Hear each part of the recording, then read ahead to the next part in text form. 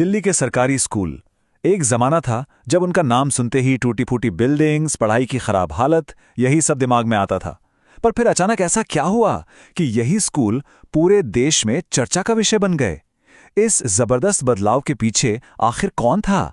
चलिए आज इसी कहानी को समझते हैं। तो इस बड़े सवाल का जवाब हमें एक नाम तक ले जाता है, आतिशी। उन्हें अक्सर दिल्ली के शिक्षा क्रांति की आर्किटेक्ट कहा जाता है।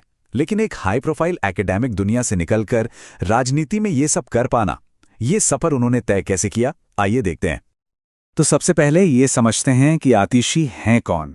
देखिए, वो एक भारतीय राजनेता हैं, सामाजिक कार्यकर्ता हैं और दिल्ली की मुख्यमंत्री भी रह चुकी हैं।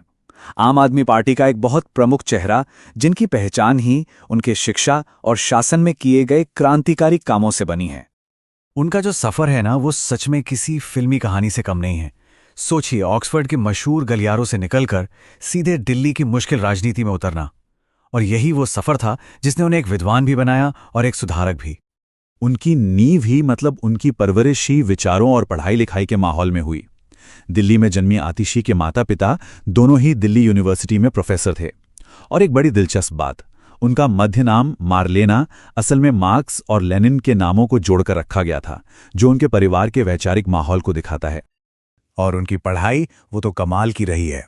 दिल्ली के सेंट स्टीफेंस कॉलेज से इतिहास में बीए किया और फिर वो चली गईं ऑक्सफोर्ड यूनिवर्सिटी, जहां से उन्होंने दो मास्टर डिग्री की, वो भी दुनिया की सबसे प्रतिष्ठित शेवनिंग और रोड्स स्कॉलरशिप पर।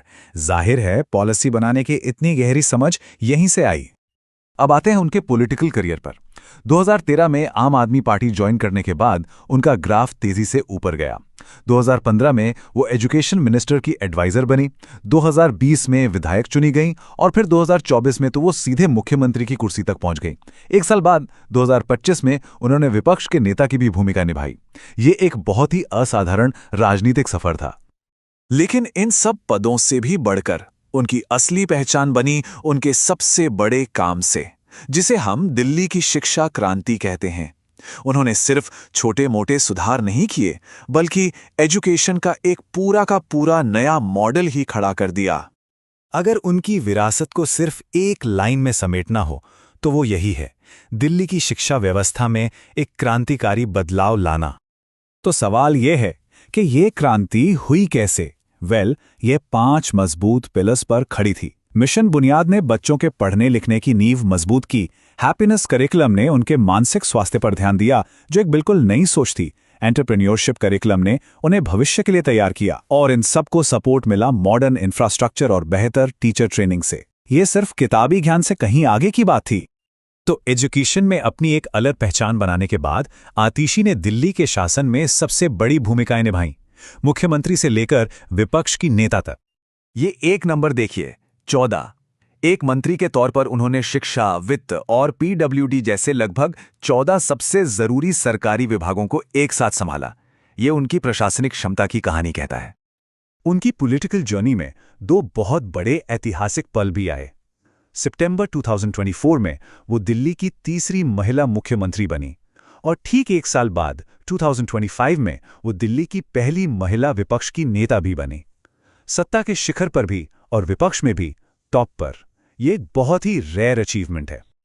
तो इन सबको मिलाकर उनकी विरासत आखिर है क्या? संक्षेप में कहें तो उन्होंने शासन की एक नई शैली को परिभाषित किया है। उनके नेतृत्व के 3 खास गुण हैं जो साफ दिखते हैं।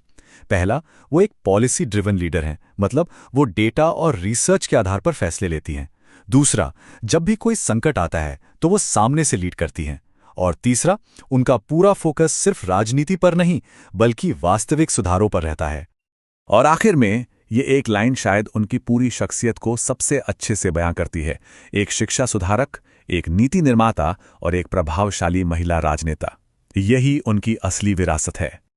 ऐसे ही और विश्लेषण देखने के लिए बीटीसी वाले भैया यूट्यूब चैनल को सब्सक्राइब करना न भूलें। मिलते हैं अगले वीडियो में, तब तक के लिए नमस्कार।